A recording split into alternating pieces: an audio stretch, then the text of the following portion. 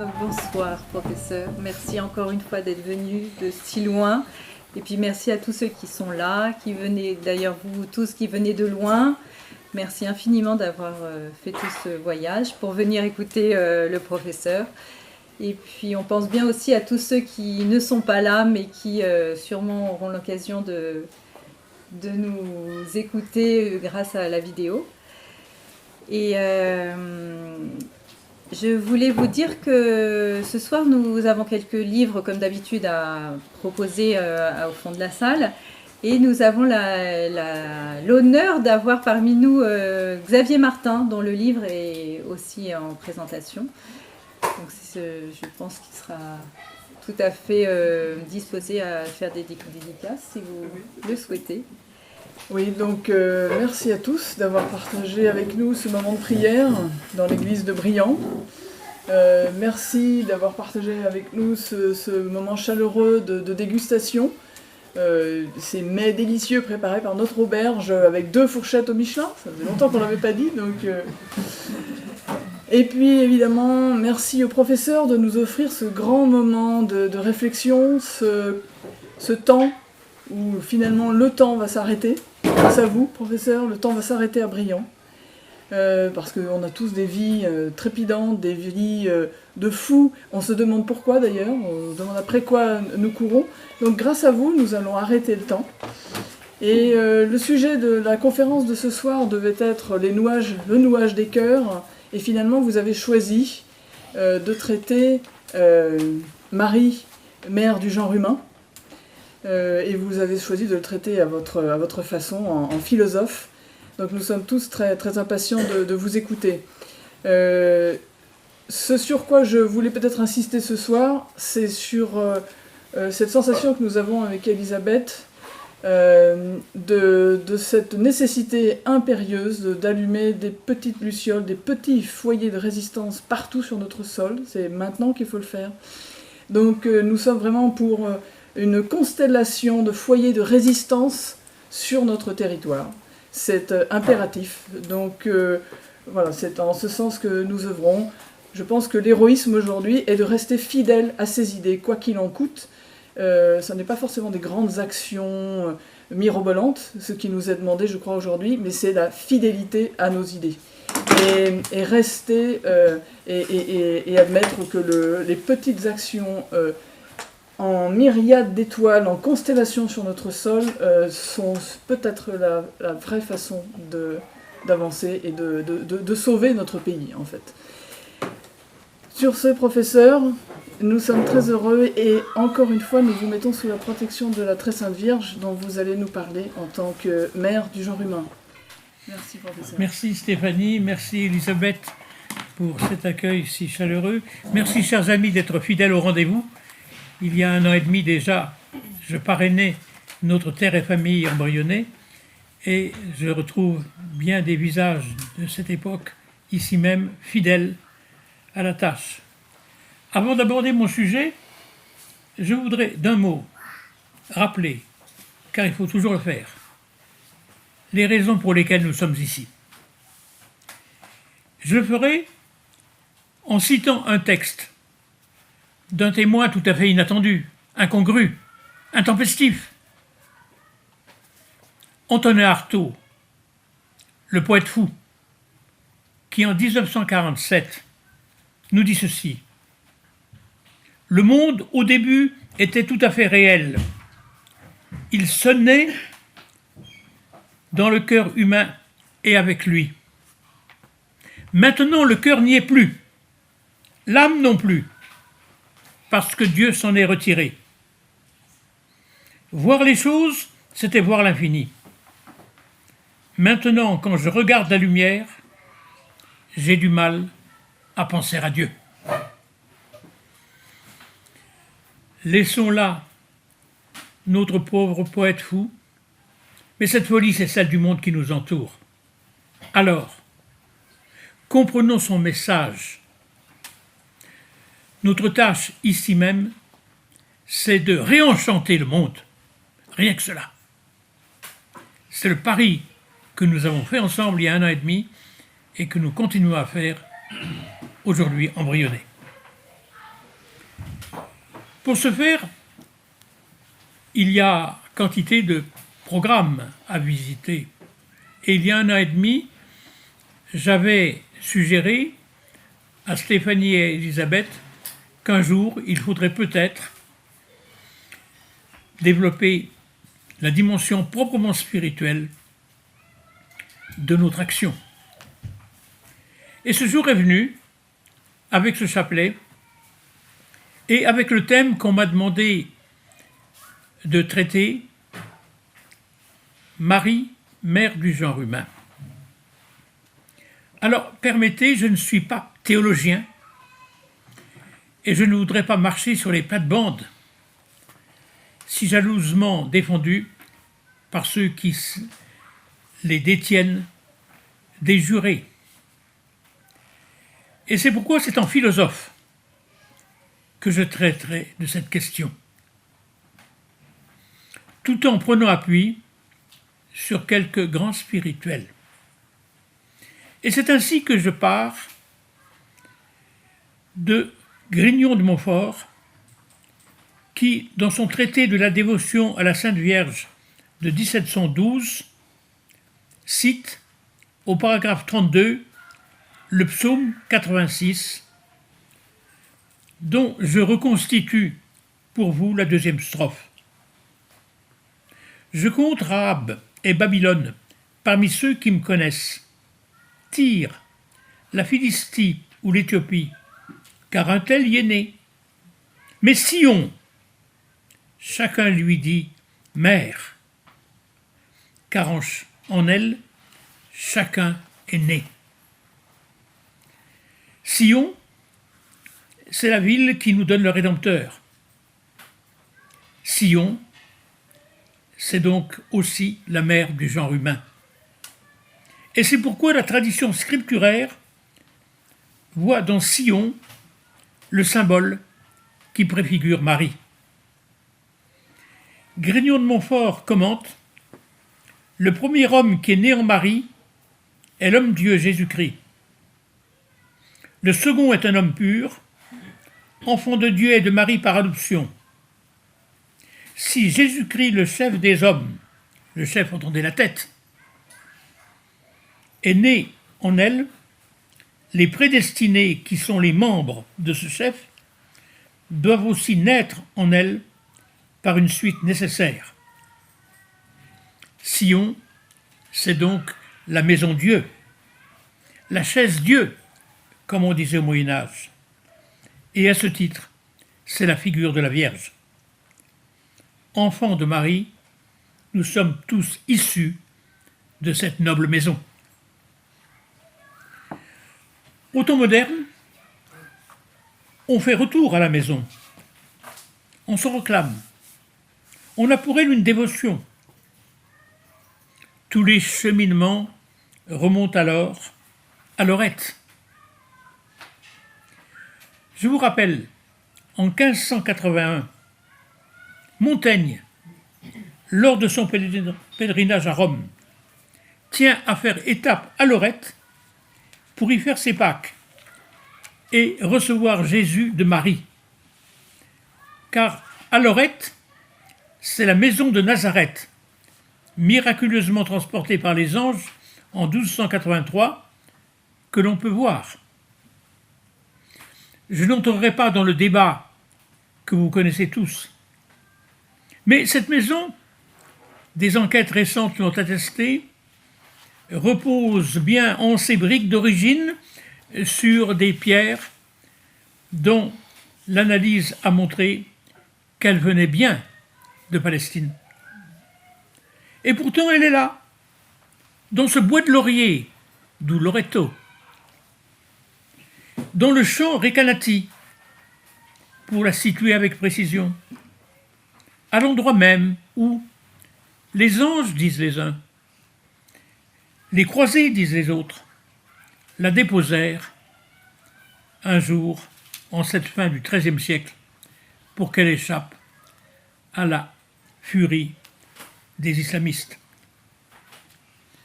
La maison de Nazareth, c'est là, en effet, que tout a commencé.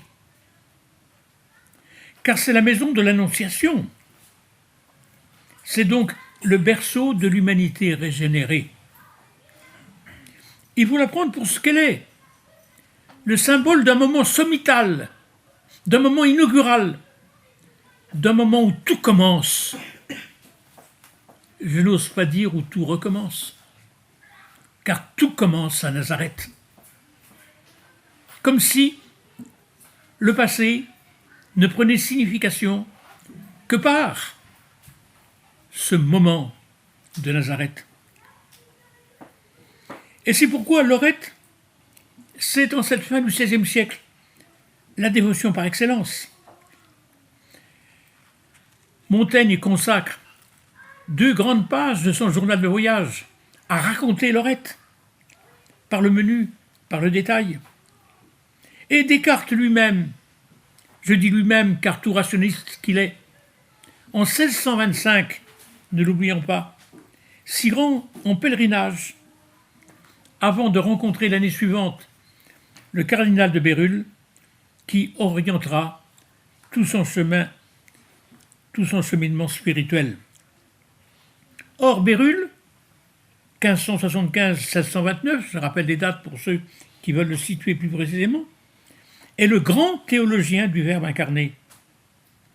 Il achève alors, quand il rencontre Descartes, une œuvre monumentale dont le point d'orgue, le point d'aboutissement, le point d'accomplissement est une méditation sur précisément ce qu'il appelle l'événement inaugural de l'histoire du salut, l'annonciation de l'ange Gabriel à Marie dans la maison de Nazareth, événement que nous célébrons chaque année le 25 mars. La vie de Jésus par Bérulle présente cette étrangeté de se contenter du moment de Nazareth, c'est-à-dire du fiat de la Vierge, qui pour lui constitue l'événement fondateur. Il a tout dit quand il a dit le fiat de Marie.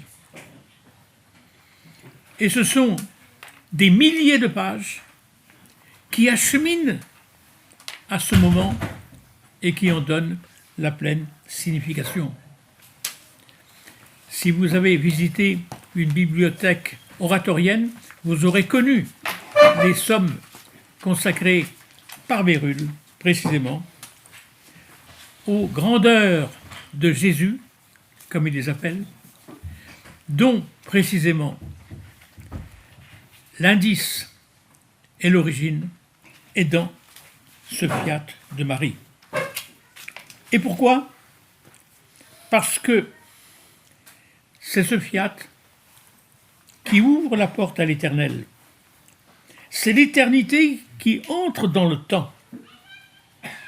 Une femme de chez nous va enfanter Dieu. Et ainsi Dieu se fait homme, ce qui n'aurait pu se faire si Marie n'avait pas dit oui. L'Annonciation, pourquoi est-ce le plus grand moment de notre histoire ? Parce que c'est le moment de notre naissance au spirituel. L'Annonciation, c'est aussi et surtout le moment où le Dieu Tout-Puissant obtempère au bon vouloir d'un être humain. Voyez quelle révolution dans les mentalités. Et comprenez alors l'acrimonie que peuvent avoir à notre endroit, à nous qui osons dire cela, nos frères juifs et musulmans. L'acrimonie sans borne, que de fois je l'ai éprouvée. Ayant moi-même, étudiant, conduit un chapitre de musulmans marocains jusqu'à Chartres, et ayant subi précisément toutes les invectives que pouvait connaître le chrétien pour avoir osé professer que Dieu s'était soumis au jugement et à la décision de sa créature. Et quelle créature ? l'humble jeune fille de Nazareth. Même pas un homme, me disaient mes compagnons musulmans, mais une femme. L'infamie n'était pas pour Dieu, mais elle était pour celui qui osait professer de tels blasphèmes. Donc c'est ça. C'est ça pour Bérulle le moment essentiel. Dieu, tout-puissant, obtempère au bon vouloir d'un être humain.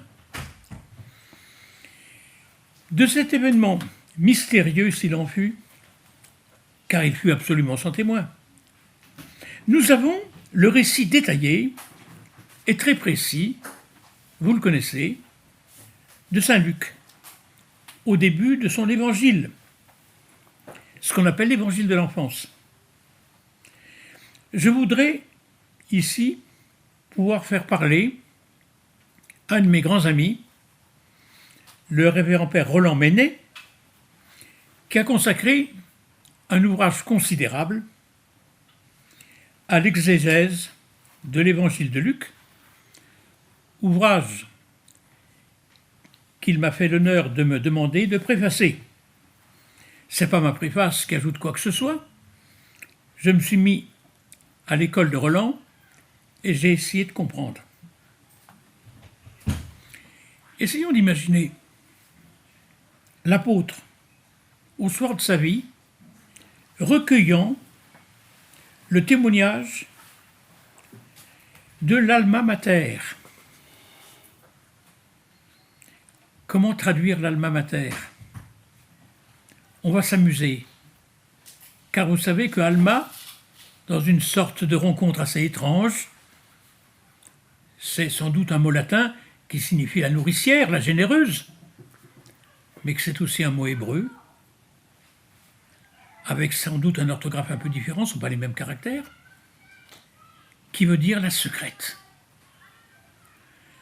la cachée, la discrète, la recluse. Et c'est ainsi que depuis toujours, les pères de l'Église jouent sur alma mater. La généreuse, c'est la discrète, voire même la secrète. Celle qui s'est toujours tue, celle qui s'est toujours voulu cacher, la silencieuse. Marie, au soir de sa vie, témoigne. Elle se souvient, celle qui s'est toujours tue.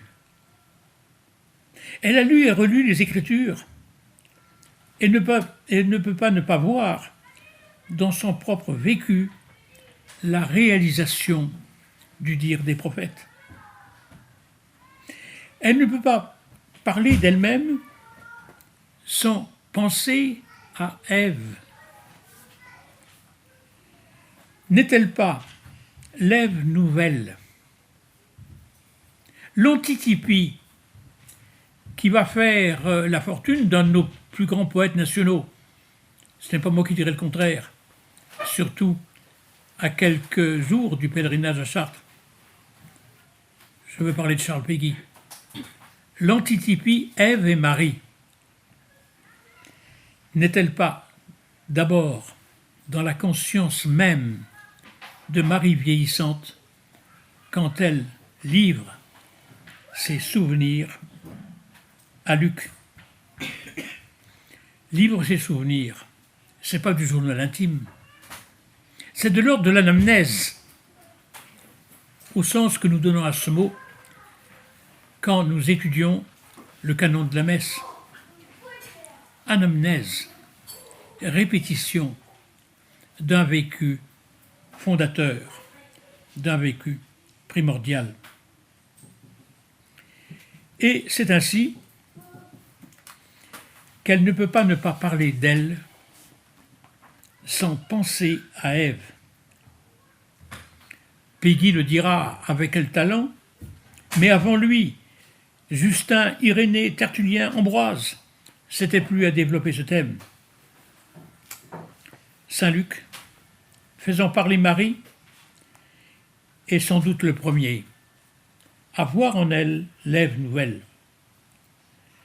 comment ne se serait-il pas souvenu des paroles adressées par Dieu au serpent après la chute?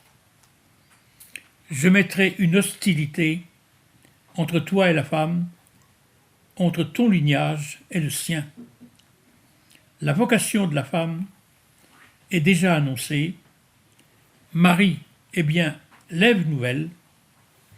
Pour elle, se souvenir de l'annonce qui lui fut faite, c'est comprendre pleinement ce qu'elle vécut alors à Nazareth. J'ai acquis, fait dire à Ève l'écrivain sacré, un homme de par Yahweh. J'aime pas beaucoup cette traduction, de par avec un PAR, mais enfin, c'est comme ça que nous le donne la Taube. Pour dire la naissance de Caïn, Marie se souvient et comprend. L'Esprit Saint viendra en toi et la puissance du Très-Haut te prendra sous son ombre. Saint Luc met en parallèle l'annonce faite par l'ange Gabriel à Zacharie pour Élisabeth et l'annonce faite à Marie. Les deux récits, vous le savez, dans ce début de l'évangile de Luc, sont à mettre en parallèle. Mais c'est bien sûr l'antitypie des deux figures d'Ève et de Marie qui confère toute sa force à l'anamnèse pratiquée par la Vierge. L'ange a remplacé auprès de la Vierge le serpent. Le message de vie s'est changé en message, s'est substitué au message de mort. L'obéissance à Dieu ayant pris le pas, la place de la désobéissance.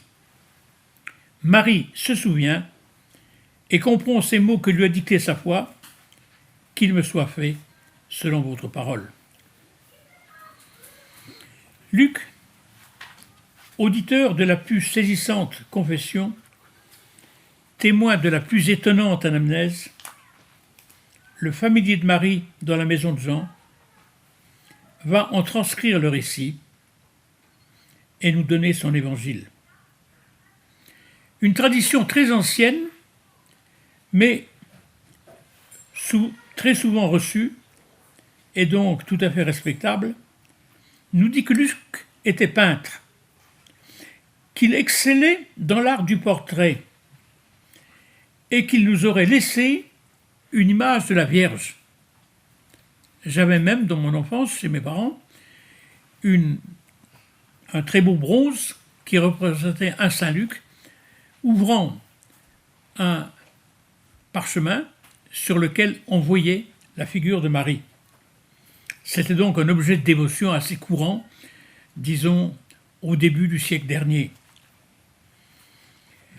Faute d'avoir conservé l'œuvre de Luc en ce domaine, comment ne pas rappeler que l'Annonciation fut un des motifs les plus traités au XIVe et XVe siècle dans la peinture italienne. Nous disposons ainsi de toute une mariologie en images, nous donnant toutes les interprétations possibles de l'événement.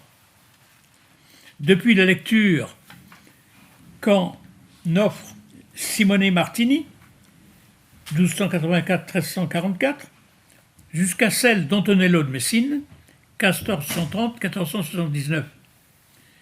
En un siècle, on a toutes les attitudes imaginables.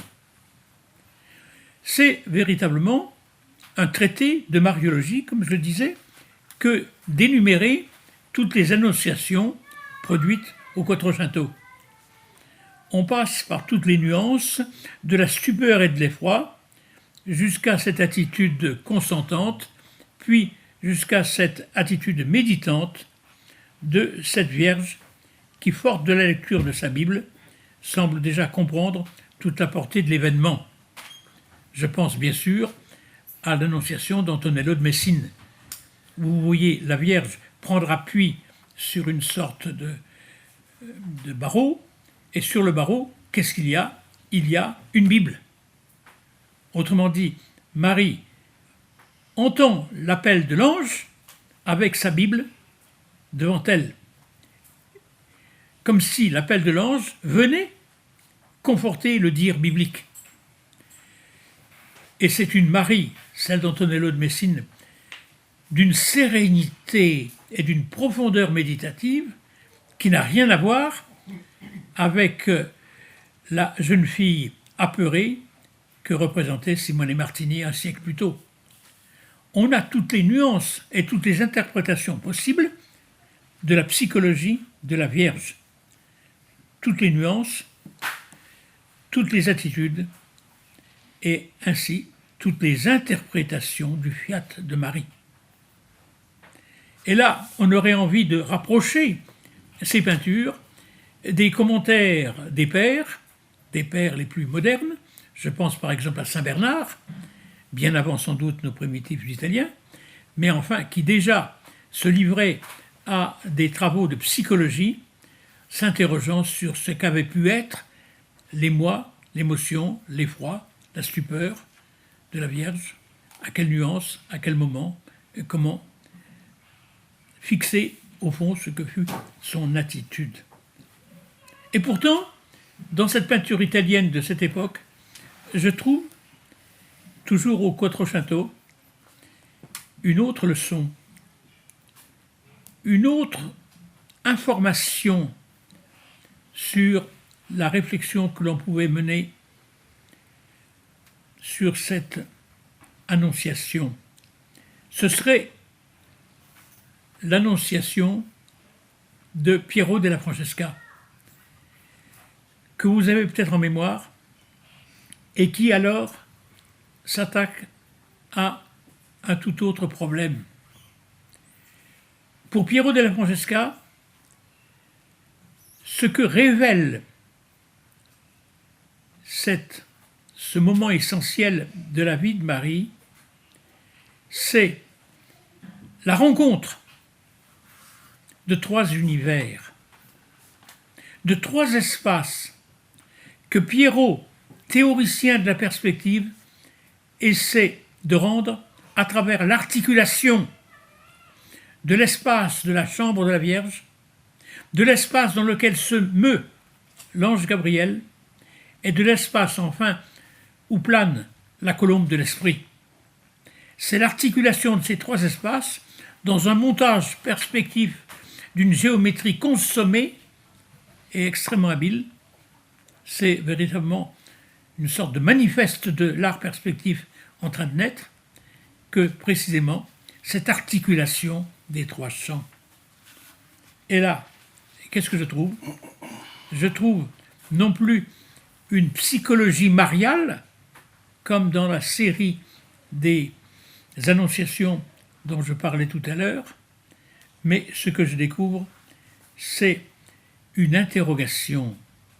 Lancinante est suivie de Piero della Francesca sur l'irruption du surnaturel dans nos vies. De quel ordre est-il le surnaturel ? Où cela se passe-t-il ? De quel ordre est la révélation qu'on nous fait ? Or, ce type de réflexion naît précisément à cette époque. Piero della Francesca est né en 1410 et meurt en 1492. C'est un thème du XVe siècle. Vous le voyez, que ce surgissement de la question du surnaturel, ce sera le thème du plus beau livre d'Henri de Lubac, mais c'est quelque chose qui a surgi dans notre conscience philosophique et théologique au XVe siècle. Et c'est quelque chose qui est illustré par le fiat de Marie, car le fiat de Marie, c'est le geste par lequel l'éternité entre dans le temps. C'est le moment où le temps s'ouvre sur l'éternité. C'est le moment où justement la médiation s'effectue enfin d'un Dieu qui en quelque sorte renie sa transcendance pour venir jusqu'à nous. ce que juifs et musulmans refusent. Renie sa transcendance pour venir jusqu'à nous. Eh bien, Piero della Francesca, en bon mathématicien et en bon peintre, le dit superbement. Je parlais tout à l'heure du Moyen-Âge. J'évoquais Saint-Bernard. Mais qu'est-ce que c'est que le Moyen-Âge pour nous tous qui nous disent issus de la maison de Marie? C'est l'époque où la France s'est revêtue d'un blanc manteau d'église. L'époque où la France s'est revêtue d'un blanc manteau d'église. Il est significatif que la plupart d'entre elles sont consacrées à Marie. Si le Moyen-Âge fut marial, les temps modernes qui lui succèdent se placent sous l'égide du Christ, c'est-à-dire de l'homme-dieu, et mettre l'accent essentiellement sur le fait que Dieu s'est fait homme. Mais alors, si je sais lire, qu'est-ce que ça veut dire que les 1000 ans du Moyen-Âge constituent la gestation par Marie de l'homme moderne? Marie engendre l'homme moderne dans ces 1000 ans du Moyen-Âge. C'est comme ça qu'il faut le voir et non pas autrement. Je me suis battu férocement pour défendre le Moyen-Âge au CNRS pendant des années et des années. On m'expliquait qu'il n'y avait de Moyen-Âge qu'arabe ou juif, mais qu'il n'y avait jamais eu de Moyen-Âge latin.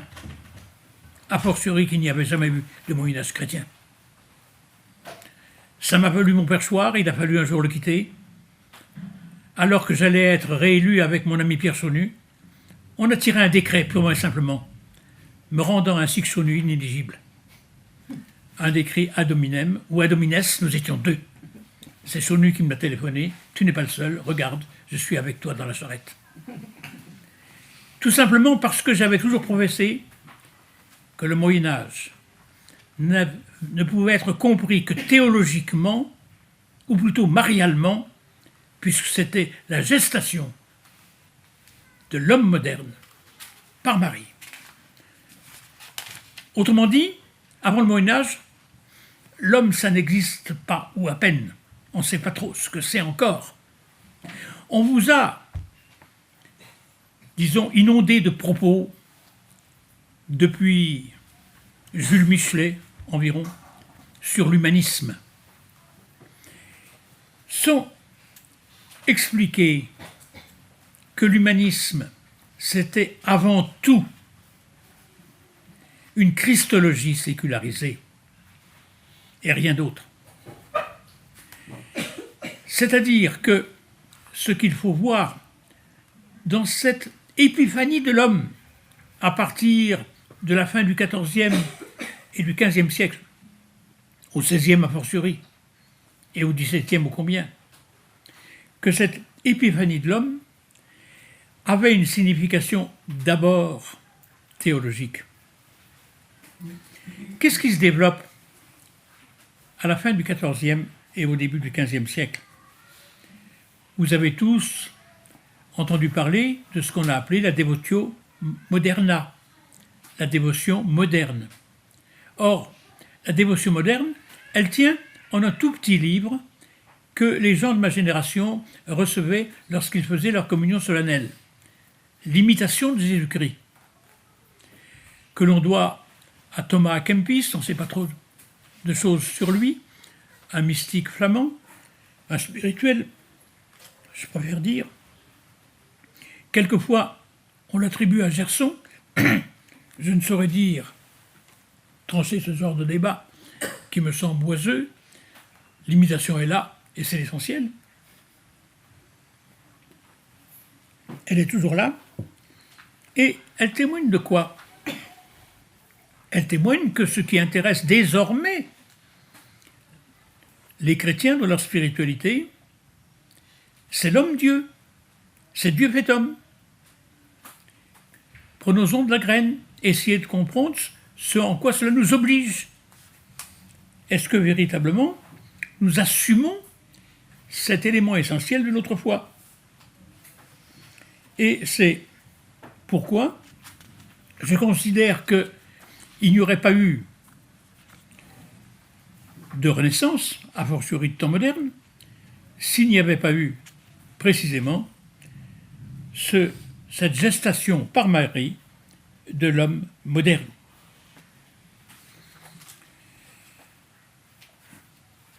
Essayons donc de comprendre ce qui peut justifier ces mots très forts que j'utilise, gestation par Marie de l'homme moderne. Vous connaissez le mot de Saint Bernard que reprendra le pape Pie XII dans son encyclique Mediator Dei du 20 novembre 1947. Dieu a voulu que nous ayons tout par Marie. Et c'est là que je voudrais essayer de justifier le titre qu'il décerne à Marie, car c'est Pie XII qui l'a fait, de médiatrice. Il ne dit pas d'ailleurs médiatrice dans son texte. Il a la convenance d'utiliser au masculin les mots qui n'ont pas de féminin. Ce qui ne veut pas dire que ce ne soit pas une fonction dévolue essentiellement à une femme, puisque c'est pour définir la fonction de Marie, elle est Mediator Dei. Vous me direz, elle l'est à l'imitation de son fils, bien sûr, mais ça n'ôte rien à la dimension de sa mission. Or, ici, je me permettrai de parler un peu de mes souvenirs. On est en 1947, quand sort cette encyclique Mediator Dei. Ceux d'entre vous qui sont de ma génération, il en est guère ici, savent que 1947, ce fut l'année du grand péril pour la France et pour l'Italie.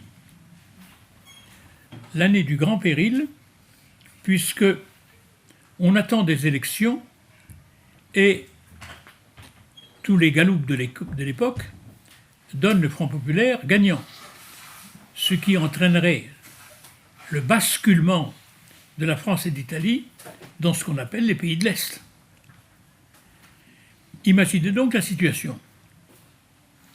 J'avais 20 ans, j'étais en Cagnard Henri IV, et je supportais péniblement la chape de plomb que faisait peser sur nous le Parti communiste à travers les 9/10 de mes camarades.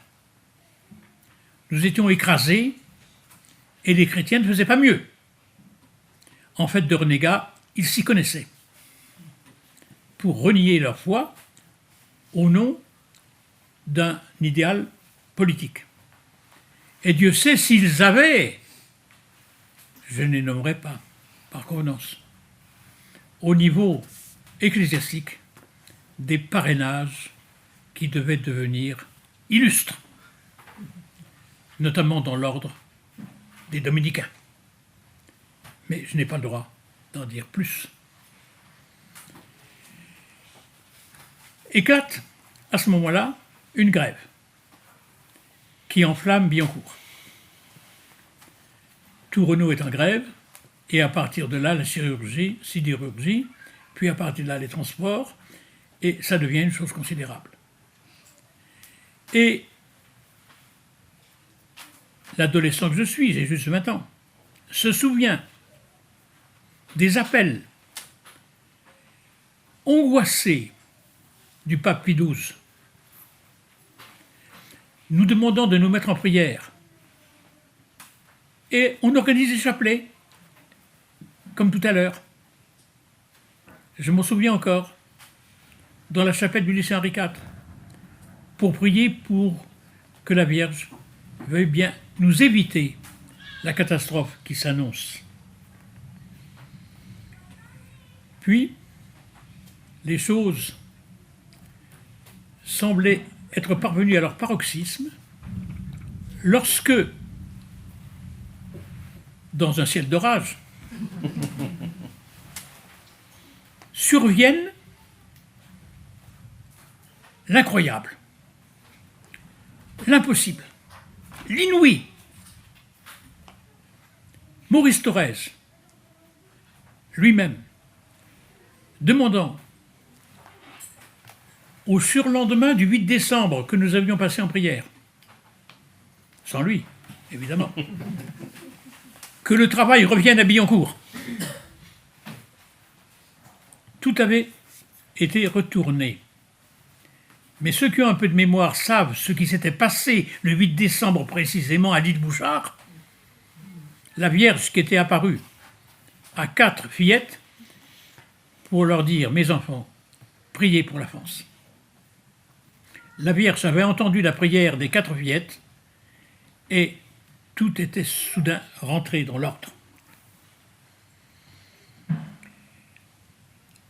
Marie médiatrice, si bien nommée par Pie XII, avait suspendu la justice de son fils et obtenu grâce pour notre malheureux pays.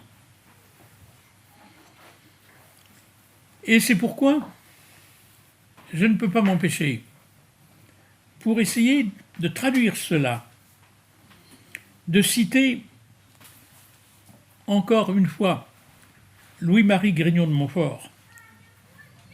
Quand on lit, dit-il, dans les écrits des saints, Bernard, Bernardin, Bonaventure, que dans le ciel et sur terre, tout jusqu'à Dieu même est soumis à la très sainte Vierge, ils veulent dire que l'autorité que Dieu a bien voulu lui donner est si grande qu'il semble qu'elle a la même puissance que Dieu. Et il poursuit, telle est la volonté du Très-Haut, que le ciel, la terre et les enfers plient, bon gré mal gré, au commandement de l'humble Marie, qu'il a faite la souveraine du ciel et de la terre, la générale de ses armées, la trésorière de ses trésors, la dispensatrice de ses grâces, l'ouvrière de ses grandes merveilles, la réparatrice du genre humain, la médiatrice des hommes, l'exterminatrice des ennemis de Dieu, et la fidèle compagne de ses grandeurs et de ses triomphes. Ces dithyrambes nous laissent entendre que la toute-puissance divine s'exerce à travers la féminité. Il est doux, commenterai-je moi-même, pour nous de savoir que la toute-puissance a été confiée par Dieu aux mains d'une femme. Si le Verbe s'est fait chair, si Dieu se fait homme, c'est en effet par l'acceptation et la disponibilité de Marie. C'est à elle que l'humanité doit le médiateur qui l'unit à la divinité. Mais c'est de ce fait, par elle, à travers elle, en elle, que le genre humain tout entier a connu le bienfait de la rédemption, c'est-à-dire a été régénéré. Régénérer, ça veut dire nouvelle naissance. Ève nous a transmis à tous le péché originel, le péché qui affecte la naissance précisément, qui frappe la nature. Et c'est en tant qu'enfant de Marie que nous retrouvons notre identité perdue. Engendrés par Marie, nous revêtons quelque chose qui constitue notre dignité propre et notre accomplissement, et que, au XVe siècle, on appelle la Christiformitas.